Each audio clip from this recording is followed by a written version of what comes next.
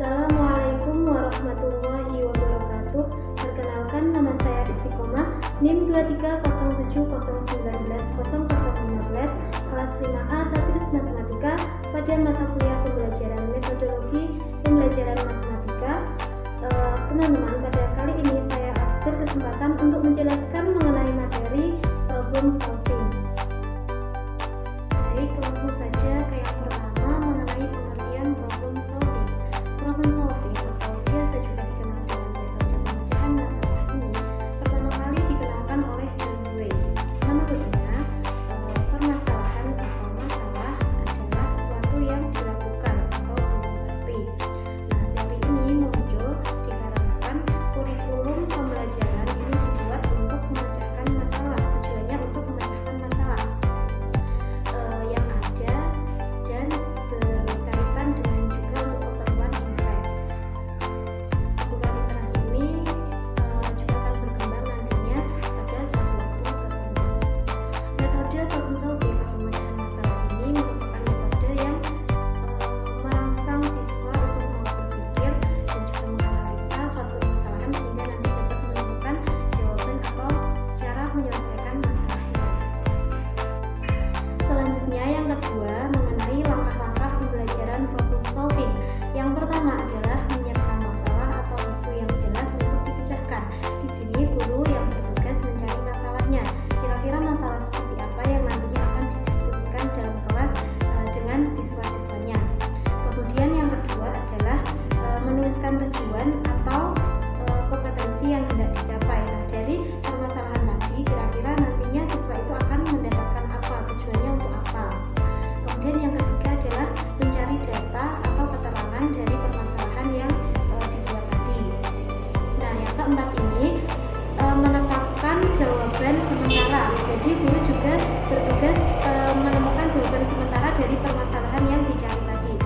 Nah, yang kelima adalah menguji kebenaran dari jawaban sementara itu.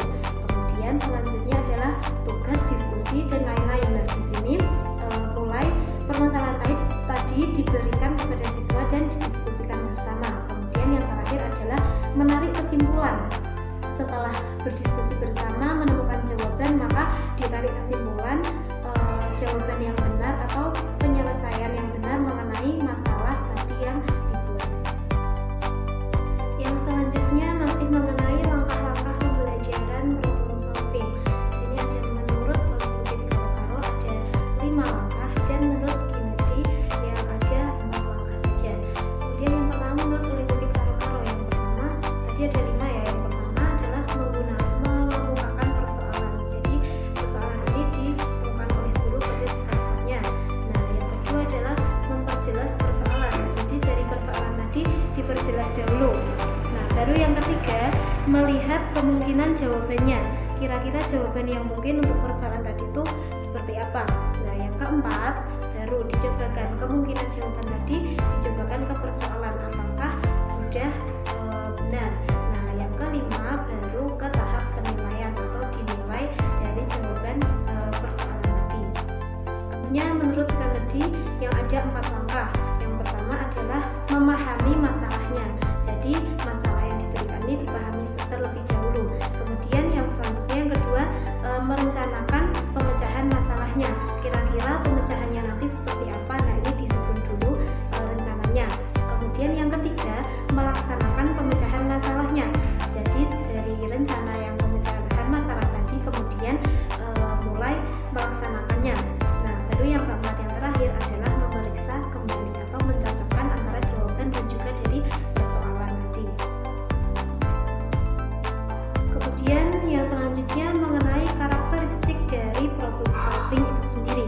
Yang pertama adalah problem solving ini merupakan rangkaian aktivitas pembelajaran yang berarti implementasinya adalah sejumlah siswa itu harus melakukan kegiatan terlebih dahulu sebelum menemukan jawaban dari persoalannya. Kemudian yang kedua adalah aktivitas pembelajaran diarahkan untuk menyelesaikan masalah. Jadi karena ini problem solving yang bertujuan untuk memecahkan masalah, maka ini adalah menjadi karakteristik tersendiri dari problem solving, di mana nanti bertujuan untuk memecahkan masalah. Kemudian yang ketiga pemecahan masalah ini dilakukan dengan cara berpikir secara ilmiah oleh siswa. Jadi tidak bisa langsung untuk melakukan masalah, jadi siswa harus berpikir dahulu, melewati beberapa langkah-langkah, menemukan jawaban dari persoalan atau masalah yang diberikan. Baik, yang selanjutnya mengenai kelebihan dari problem solving ini. Kira-kira apa saja kelebihan dari problem solving ini? Nah, yang pertama adalah mengaktifkan siswa dalam tiap tahap pembelajaran. Nah, jadi misalnya pada pembelajaran problem solving ini dibuat kelompok-kelompok. Nah, nanti kan siswa di situ akan aktif ikut berdiskusi. Kemudian yang kedua, membiasakan siswa berpikir secara sistematis dan juga logis. Jadi dari permasalahan yang diberikan guru tadi akan melatih siswa untuk berpikir secara logis dan juga sistematis, karena untuk menyelesaikan masalah itu butuh beberapa tahapan dulu, tidak bisa langsung ketemu ke jawabannya.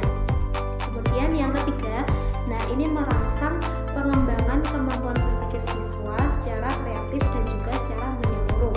Nah, jadi dalam menyelesaikan masalah ini pasti akan merangsang pemikiran siswa secara kreatif. Kira-kira bagaimana cara menemukan jawaban dari persoalan yang diberikan. Nah, yang terakhir ini dapat membuat dunia pendidikan di sekolah ini lebih relevan dengan kehidupan nyata, khususnya lebih ke dunia kerja. Hal ini dikarenakan karena biasanya misal guru mencari permasalahan itu pasti yang relevan dengan kehidupan sehari-hari. Nah, lebih-lebih lagi ke dalam dunia kerja seperti itu. Selain memiliki kelebihan, pembelajaran problem solving atau pemecahan masalah juga memiliki kekurangan. Nah, di sini ada 3. Yang pertama, siswa akan lebih banyak berpikir dalam memecahkan masalah baik secara sendiri maupun berkelompok, dan juga yang terkadang memerlukan berbagai sumber sehingga ini akan menjadikan kesulitan sendiri bagi siswa. Kemudian yang kedua adalah kadang mungkin ya lebih banyaknya itu memerlukan waktu yang lebih lama sehingga akan dapat memakan waktu untuk mengurangi mata pembelajaran yang lain. Jadi mengambil jam pelajaran yang lain. Nah, ini akan memerlukan waktu yang lebih lama.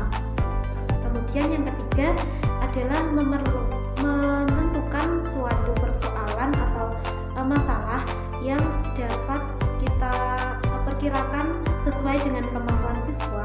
Ini juga menjadi kesulitan tersendiri bagi guru dalam mencari masalah. Jadi di sini guru juga dituntut untuk kreatif dan juga berpikir secara maksimal dalam menentukan permasalahan yang akan cocok dengan pemikiran siswanya. Ini juga menjadi kesulitan tersendiri. Nah, itu tadi beberapa kekurangan yang dimiliki oleh metode pembelajaran problem solving. Baik, yang terakhir dari pendekatan problem solving atau pemecahan masalah ini adalah kira-kira tujuannya untuk apa? Nah, di sini saya akan memaparkan ada 6 tujuan. Yang pertama adalah siswa akan merenungkan ataupun mengingat kembali mengenai pemahaman atau permasalahan yang telah didapat sebelumnya. Kemudian yang kedua, mendukung tindakan persoalan di mana dengan bukti argumen yang valid. Jadi di sini untuk bukti atau argumennya dari persoalan tadi ini bersifat valid. Kemudian yang ketiga, siswa dapat mempertimbangkan dengan cara lain kira-kira penyelesaian dari persoalan itu seperti apa. Jadi mungkin siswa tidak hanya dengan menggunakan satu solusi saja. Nah, jadi di sini siswa juga dapat berpikir kira-kira cara lain dari menyelesaikan masalah itu seperti apa. Kemudian yang keempat dari tujuan problem solving ini adalah nantinya siswa akan dapat